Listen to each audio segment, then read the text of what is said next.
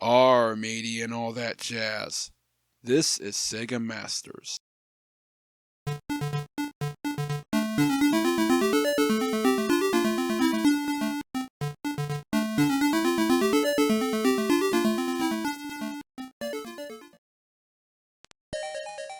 We have 4 Master System releases left to cover in 1988, but today's subject is a bit of a throwback to the arcade games of yore. We're looking at Captain Silver, yet another arcade conversion for Sega's console, only this one doesn't originate from Sega's own coin-op stable. Instead, this is a port of one of the more obscure titles from arcade giant Data East that, as you might surmise from this impressive title screen, has to deal with pirates. This cart puts you in the swashbuckling shoes of Jack Avery, an adventurous lad who seeks riches and glory, and somehow learns the best way to accomplish his desires is to head out on a 6-level action adventure in search of the long-lost treasure of legendary pirate Captain Silver. Yes, this game is actually named after the main villain and not the hero, and as expected, the path to your payday is fraught with peril.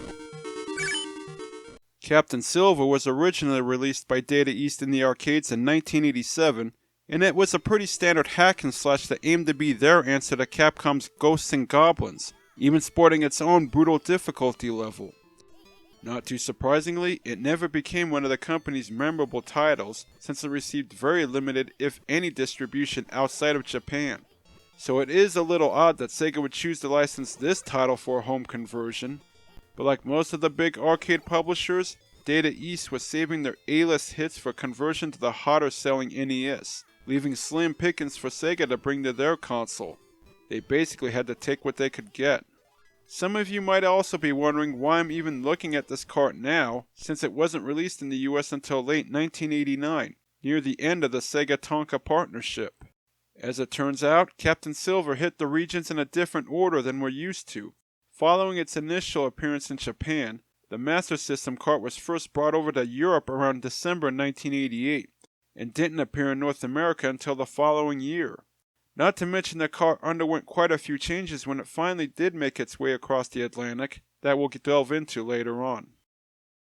To its credit, this Master System port is mostly faithful to the arcade original, with a few exclusives thrown in for the home market, but still plays very much like a 1980s arcade title, as each of the 6 levels consists of fighting your way to the end of the locale within a given time limit. Jack's quest begins in this fairy tale village of Baron, and his only weapon to defend himself against the strange creatures out to terminate your adventure is his cutlass, which he thankfully swings quickly in at an arc, allowing you to take out the baddies from a few different angles. A few power-ups dot the landscape, such as these shoes that enable you to temporarily jump higher. However, the most important upgrades are these fairies, as grabbing them will enable you to shoot stars from your sword, enabling you to cut most of your foes down from a distance.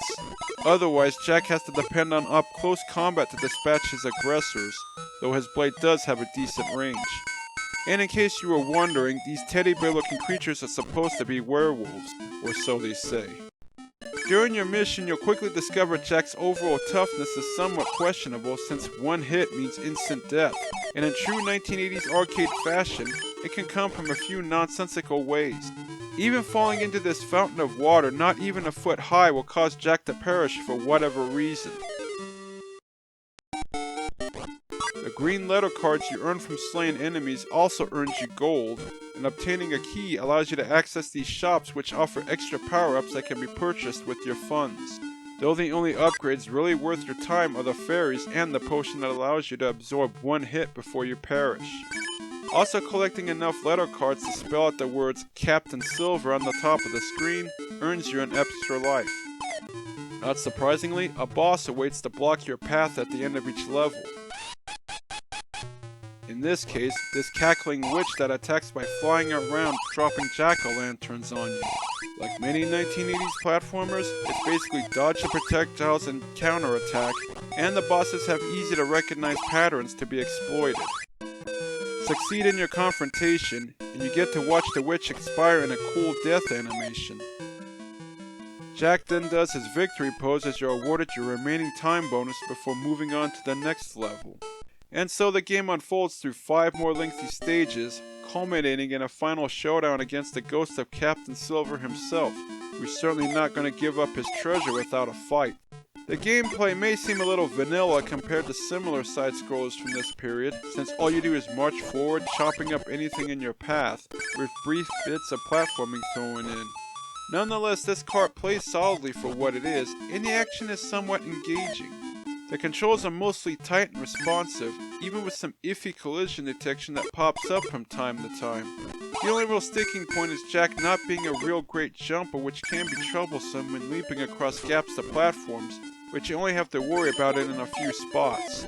The vibrantly colored levels themselves are well designed and populated by some detailed characters with okay animation, especially the impressive looking bosses.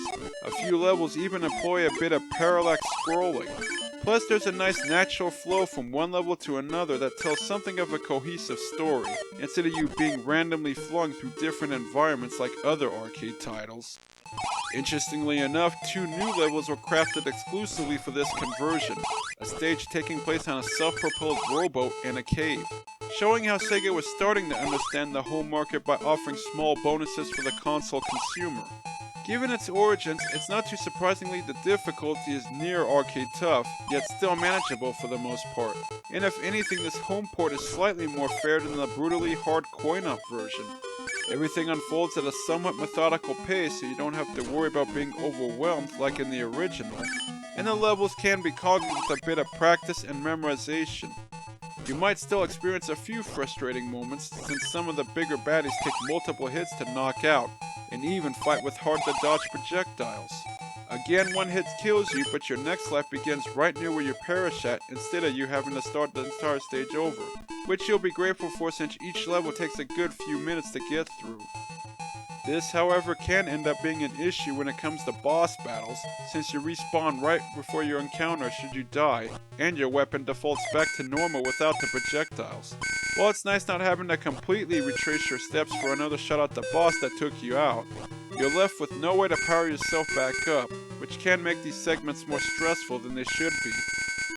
The cart is also plagued by some rather grating sound effects and tuneless music pieces that try to sound lively but don't quite succeed, which will have you pining for the more pleasant FM soundtrack of the original Japanese release. The only voice clips that made it over from the arcade version are the witch's cackle and your yelp when you perish, but it's no great loss. You do have to play through all 6 stages in one setting since there's no level select or save feature, and losing all your lives does result in a game over, but an easy to use cheat is available that allows you to continue up to 3 times. It's even documented in the manual, so it's not much of a secret. And you are rewarded with a nicely illustrated ending should you triumph over Captain Silver in the final confrontation. Now be aware that almost everything I've described thus far only really pertains to the 1988 European release, since American Master System gamers probably don't recall seeing half of what's contained in this footage during their playthroughs. As I mentioned, Captain Silver made its way to the US a year after the European release, sporting different, and some may say vastly improved box art. But that wasn't the only change made, and not for the better. In a possible cost-cutting move by Sega or maybe Tonka, both of whom were losing interest in the Master System by the end of 1989, the game was chopped down from 2 megs to fit in a 1 mega cartridge. Those who play this version will notice a number of enemies found in the European release are missing here, while others are lacking their attacks, such as the bats not shooting fireballs. When you reach the end of the first level, instead of battling the witch boss, the stage just abruptly ends with the boss never appearing. Then you move along to the ship level with its own omissions from the original release, including some pirates being left out and others not shooting their pistols. And the same issues pop up in the other stages on this cart. In fact, the middle 2 levels from the European release have been cut out completely, leaving just 4 total stages and 2 bosses for you to fight through. All these omissions end up having the unintended effect of making the US game much easier than the European cart, almost to the point where you can just waltz through the whole game in 15 minutes without too much trouble. While you still get an ending for beating the US version of the game, it's just plain white text on a black background with none of the art of its European cousin. What's even more head-scratching is the missing bosses and levels are still documented in the manual, suggesting the idea to cut the game down was possibly made at the last minute. All in all, Captain Silver doesn't come close to reaching the gold standard of action titles on the Master System, since it plays very much like any 1980s left-to-right slayathon with almost nothing to help it stand out from the pack. Yet despite its dated gameplay and glaring flaws, Captain Silver is still an entertaining enough option if you're just looking to kill a few minutes.